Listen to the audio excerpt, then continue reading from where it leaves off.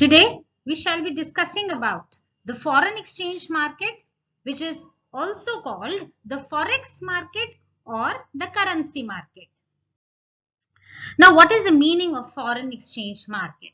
It is a market for foreign exchange transactions. It is a market where national currencies of different countries are traded. See, whenever you talk about a particular type of a market, like a vegetable market or a fish market or any other market, what you basically do is you buy the vegetables and you pay the price. But in our foreign exchange market, what are you buying? You are buying the national currencies of different countries. And what are you paying in return? You are paying the national currency of some other country. So this is the basic difference. The market where the national currencies of different countries are traded. Every country has its own national currency and those currencies are being traded for against each other. This is the market for foreign exchange transactions. Now, it can be done by individuals, firms and the banks. They all deal in foreign exchange market. It is the exchange of different various national currencies. You buy the currency of one nation and you pay in the currency of another nation. Basically, what is being bought and sold in this market? The foreign monies. The money itself, but the word foreign. Foreign monies are being bought and sold. It is an institutional arrangement where the currency is traded. This foreign exchange market, it facilitates international trade and investment. See, you have heard of foreign direct investment, which is recently as well happening in India. All this is facilitated by this foreign exchange market. The international trade also, this is also accomplished by our forex market.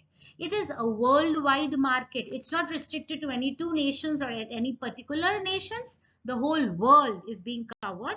All the countries, all the currencies, they come under this agenda. It is electronically connected through a web and it is not a physical place. When we talk of physical place, this is our institution, this is our university, not this way, but it is electronic connected through the web and all the nations are considered in this.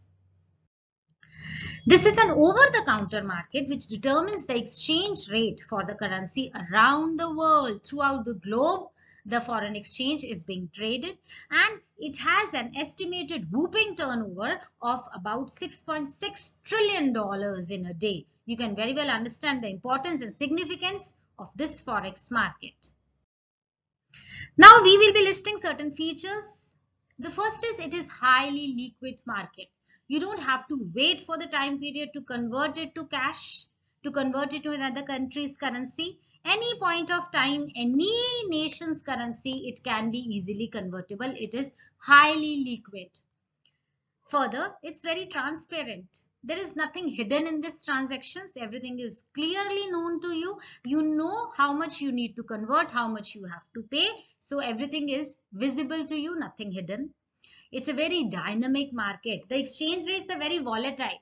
Within the seconds only, the rate changes. It varies every now and then in the matter of certain minutes. As much I'm talking to you in this time also, the rate will very well change. It will change in few minutes. Okay. It's a very highly volatile market, very dynamic. It operates 24 hours from Monday to Friday anytime. It has a lower trading cost as compared to the equity market. It's low trade cost. Further, the dollar is such a currency which is widely accepted. In any nation, whenever this transactions take place, 90% of the transactions take place in dollar. You can very well understand how important and significant the American dollar is. Now, what is the meaning of the term exchange rate? Rate at which one nation's currency is exchanged for another nation's currency. When you will be dealing in two nations' currencies, there has to be a minimum measurable value. What will be the rate at which you will be changing them? Rate exists in ancient times from the barter rate of exchange as well. So now today, when we will be trading in currencies, what rate you will exchange those currencies is, it is called the exchange rate. In this exchange rate, the value of one currency, it is expressed in terms of another currency. See, whenever you trade in certain goods, say you are dealing in a cloth market, You will have a rate fixed, right? The cotton is available at so and so per meter, the silk is available at so and so per meter. But here when you are dealing in the national currencies of two different countries, still you want to have a rate, right? How will you deal? How will you pay in dollars? In how much amount you'll get back? So this is the value of one currency easily expressed, explicitly, clearly expressed in terms of another currency.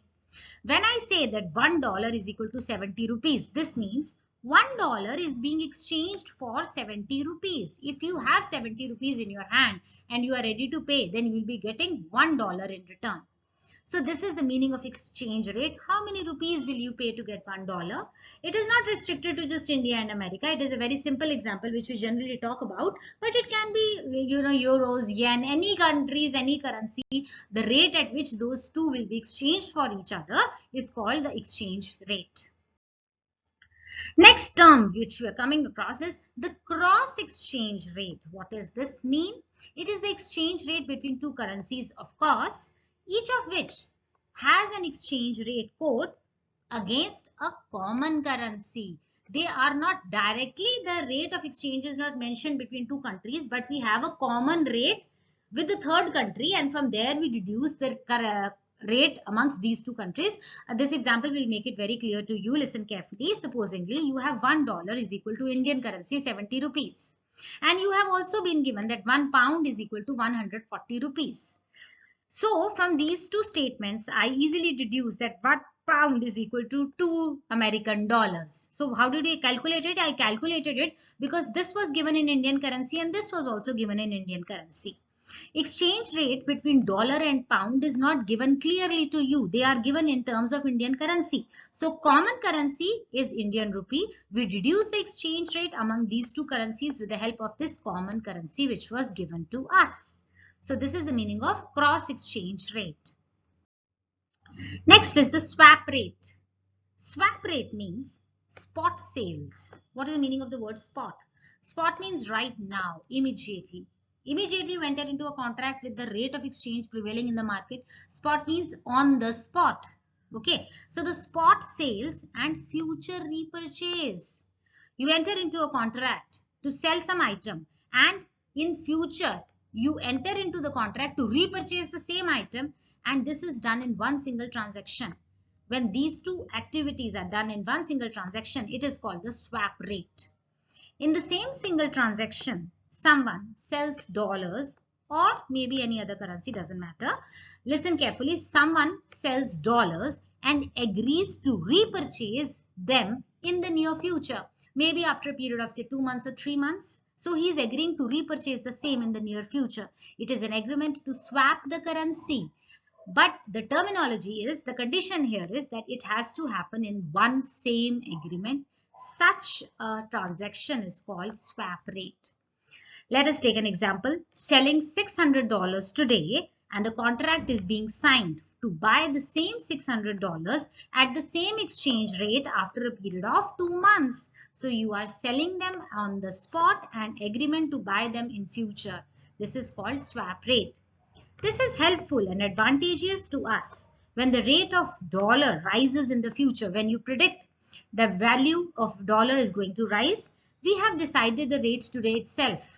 The value of dollar will have risen after 2 months, but we are buying it at a swap rate. We are buying it at a lesser rate, and this is how you stand to gain. So what you did is, you did the spot sales and an agreement to repurchase it in the future. And if you are predicting that the value of dollar may rise after 2 months, but you will be repurchasing it at a lesser rate, at a swap rate. This is how you tend to gain.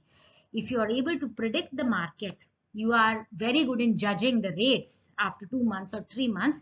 If you are good in this prediction about the future rates successfully, then you will definitely stand to gain way higher. So it depends upon your instinct of judgment as to what will be the rate in future will be.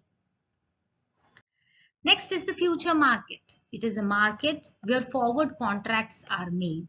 Forward contracts, future contracts are made for standardized currency amount. You will be doing it for standardized currency amount. You will be doing it for selected calendar dates and of course for selected standard markets. This is done, for example, New York, London, Singapore, Frankfurt and Chicago are some examples. Future market agreements are bound to be abided by the agreement. Obligation is there enough to follow the agreement. See, future market is the market where you enter into forward contracts, where you enter into the contract for the future in the coming near 2 months or 3 months. Okay, when you enter into this future agreement, you are bound to be abided. You have to follow whatever agreement you have signed. You are probably under obligation to please follow this agreement. In the future market agreements, exchange rate is decided earlier to cover the risk of fluctuations. Now, the exchange rate keeps on varying. I told you it's very dynamic, it's very volatile. Now, it may go against your favor also. It may be in your favor, it may go against your favor, and you may tend to lose the amount if the exchange rate goes the other way around. If the exchange rate falls, you may tend to lose. To cover that risk of fluctuation, you enter into future market agreement. You enter into the agreement today to conduct the deal after say 2 months. So this is the future market. The time period is decided by selected markets. Okay.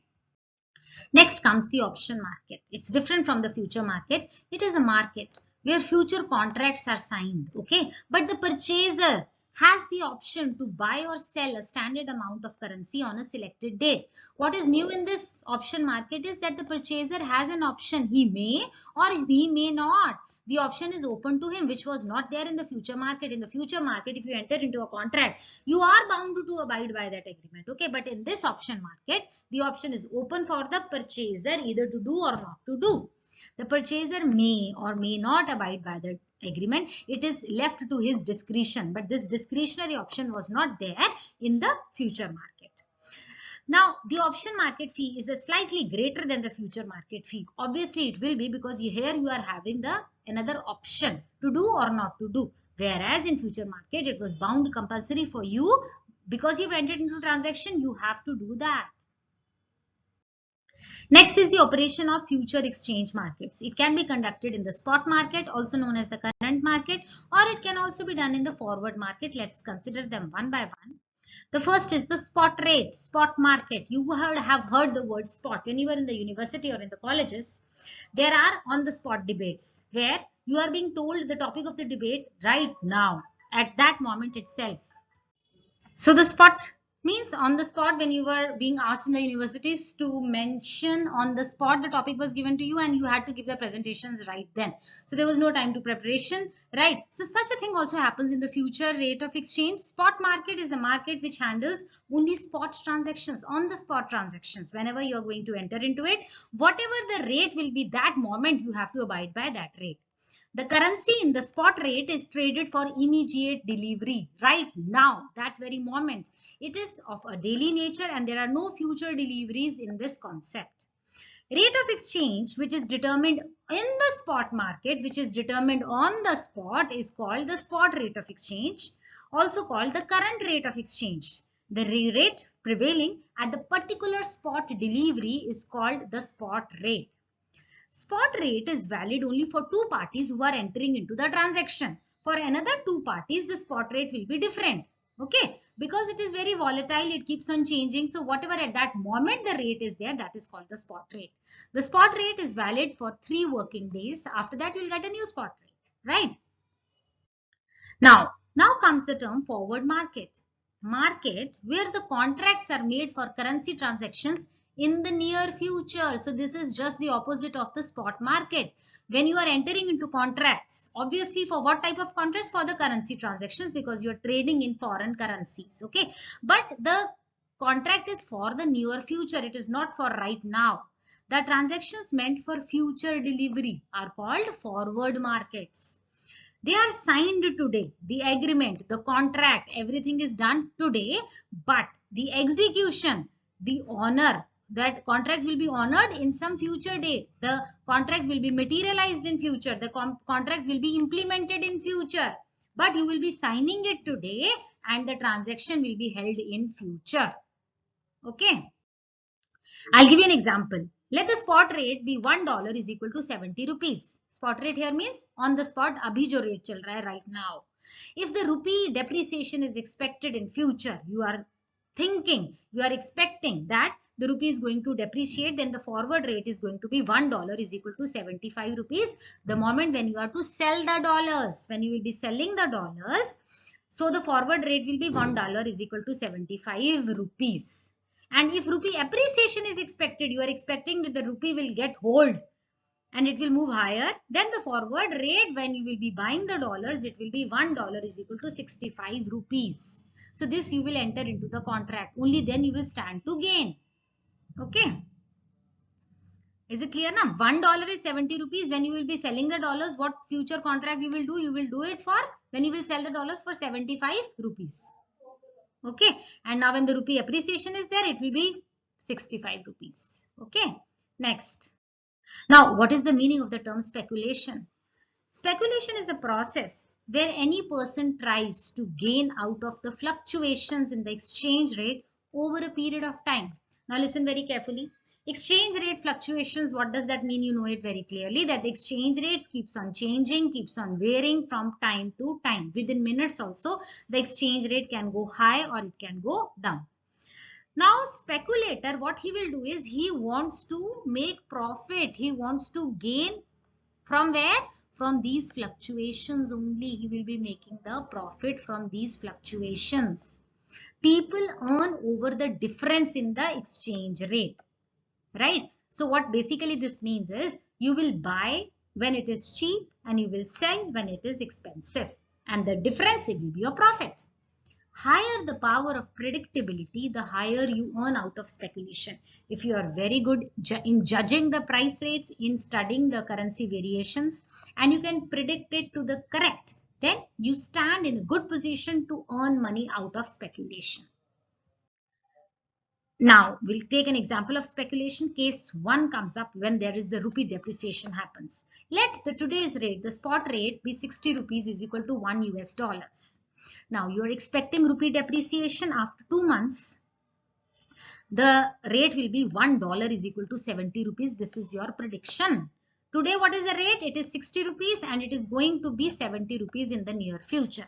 So, what are you going to do? What a speculator is going to do? He is going to buy some dollars today at the rate of 60 and sell after 2 months when the dollar gets costlier to 70 rupees. So, he is going to buy it at 60 rupees and he is going to sell it at 70 rupees when the rate will rise to 70, and this is how he will earn the profit.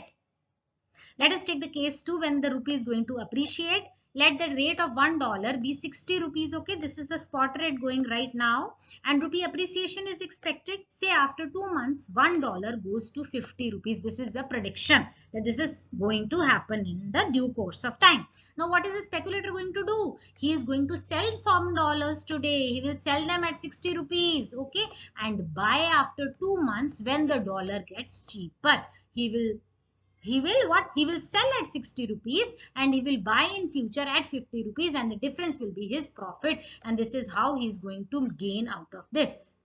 Now the question arises, how much will you earn in this speculation transaction? This depends upon the accuracy of your prediction. How will you prediction? How much is your prediction power? If you are very accurately able to judge this, you will stand to gain high. Okay. Next. What is the meaning of the term arbitrage?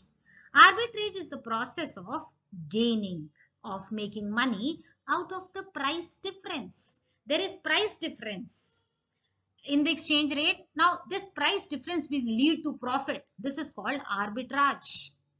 Arbitrage refers to an act of simultaneously means right now doing both the things, saath, okay, refers to an act of simultaneously buying a currency in one market and selling it in another market with a view to make profits from the difference between the exchange rate in the two markets. Now, what happens is there are two markets and the rate is different in two markets. So, at the same moment, in the same time period, the arbitrager, he will be buying the currency in one market and he will be selling it out in the another market. What is the effect of arbitrage? Is to iron out the difference, is to nullify the difference in the exchange rates of currencies in different centers, because different centers have different exchange rates. So by the process of arbitrage, it is going to rule out this difference. There is going to create a single world market in foreign exchange. Let me give you a very simple example. Now, this is Mr. K. He buys the currency in a financial center where it is cheaper. In one financial center, the rate is less. He will buy it immediately and he will sell it out in another financial center where it is costlier, where the exchange rate is expensive. He will sell there. And the gain in this difference of buying and selling to Mr. K is his profit, which he is earning due to arbitrage. There is some examples of arbitrage. The first is the 2-point arbitrage.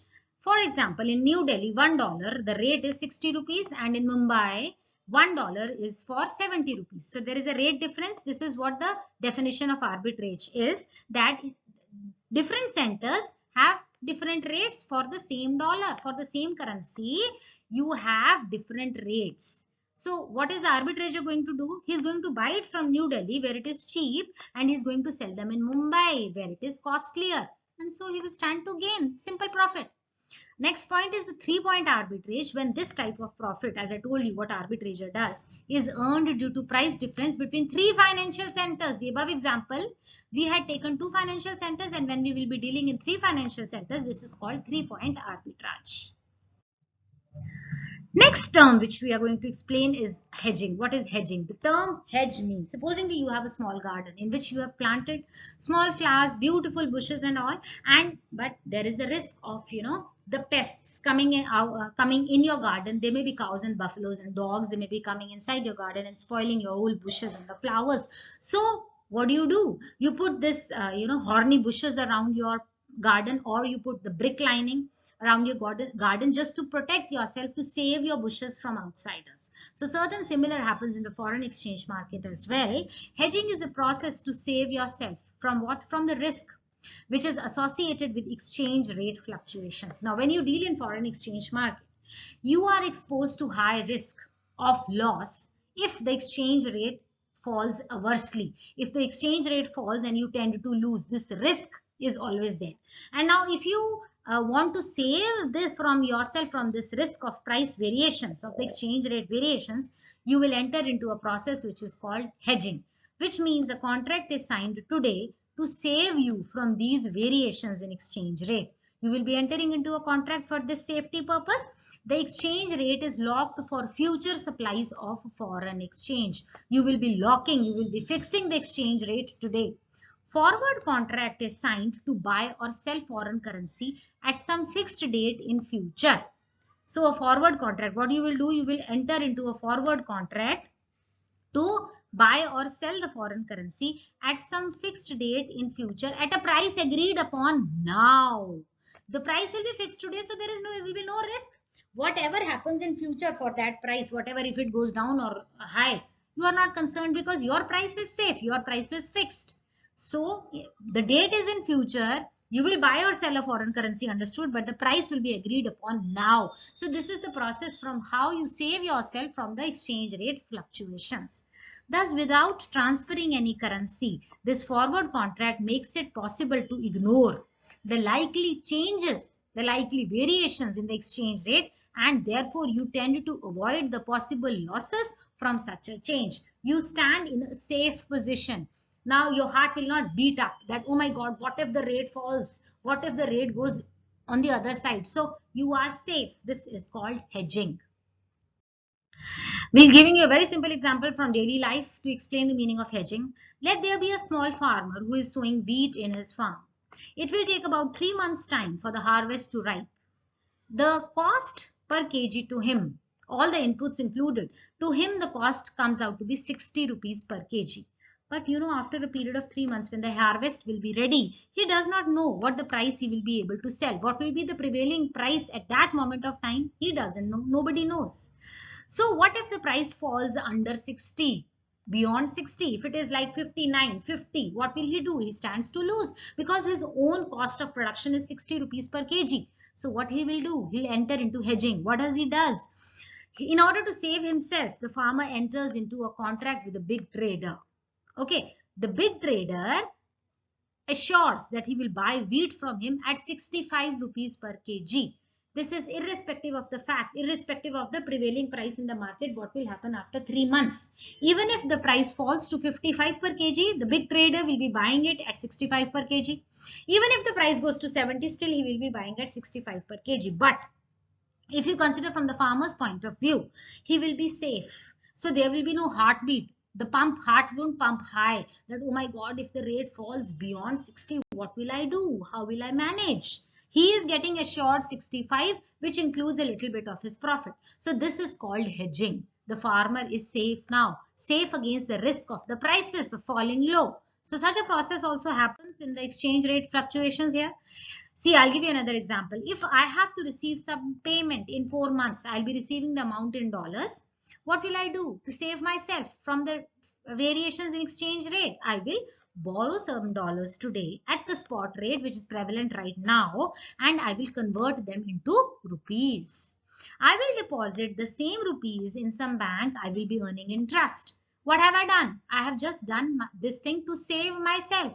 After a period of 4 months, when I will be receiving the amount in dollars, I will return the borrowed dollars which I had kept them in the bank. So what did I do? I saved myself from this exchange rate fluctuations. This process is called hedging. Now, the difference between arbitrage and speculation. Arbitrager also wants to make money. The speculator also wants to make money. But then what is the difference? Arbitrage is the difference in the exchange rate at the same time between two financial centers. I told you, right? 2-point arbitrage and 3-point arbitrage. In different centers, the rate of exchange is different. And this is how the arbitrager tends to make money. But the time period is the same. He simultaneously does the act of buying in one market and selling in the another market. This is called arbitrage. Okay. Now, what is speculation? Speculation means difference in exchange rate between two different time periods. Today and say after 2 months. Today and say after 3 months. This is speculation. He also buys it at a cheaper rate, sells it at an expensive rate. Agreed. But there are two different time periods. And this can happen in the same financial center. Okay. But this has to happen in two different financial centers. So the motive of the arbitrager and the speculator is the same to earn money, but the way is different. The process is different. Now, the difference between hedging and speculation. The aim of the hedging is to save yourself from the risks which are involved due to the exchange rate fluctuations. But in speculation, the aim is to earn profit due to exchange rate fluctuations. He is making money because the exchange rate is fluctuating. The exchange rate is varying. That is why he is earning money. If there is no exchange rate fluctuation, the speculator will have no work to do. Okay, but in the case of hedging, he is saving. The person is saving himself from the risk. Okay, he stands to in a safe position. This is the difference between hedging and speculation. Now we'll be talking about the participations in the foreign exchange market. See, the first participant I would like to mention is the central bank. Because he's the apex bank of any country, he has to intervene in the foreign exchange market. After all, he has to maintain stability in the exchange rate. There are a lot of factors what central bank does for the foreign exchange market. So the first point comes for the central bank. Then comes the commercial bank. They are the major participants in this foreign exchange market. They render services to their clients. For the individuals or the retailers, supposedly I want to buy dollars or pounds or euros, I can immediately go to this commercial bank and they'll do the needful. Okay. Next comes the traditional users also participate in the foreign exchange market. They could be people who are going to study abroad, the students, the tourists who are going on a tourist visa. They also need foreign exchange currency, and the company doing global business. International trade, you need dollars. Okay. And anybody else who needs foreign currency, he can enter into this foreign exchange market. Then comes the traders and the speculators. These people participate for short term to make profits in the current market trends. We have discussed about the speculators. Then comes the brokers. They work as commission agents. They get the best quotation for their clients. They render the good services to them, and this is how they make money. So here we come to the end of the article. I hope I have explained the things very clearly to you. In case you have any doubts, please feel free to ask me in the comment section. Like and subscribe to my channel. Thank you for watching. Stay safe, stay blessed.